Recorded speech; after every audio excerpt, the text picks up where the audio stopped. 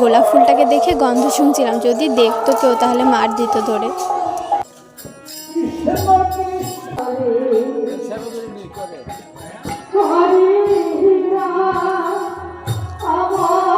তারপর আমরা সেবা নিয়ে নিচ্ছিলাম।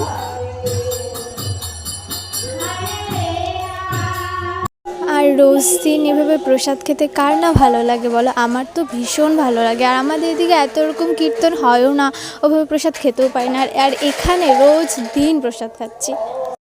তারপর বিকালে একটুক্ষণ রেস্ট করে এখন আমরা সন্ধ্যা আরতির জন্য রেডি হচ্ছি, যাব। আর এটা হচ্ছে গোপী ড্রেসটা আমার মাম্মির, আমি পরেছিলাম কারণ আমার খুব শখ ছিল পরবো।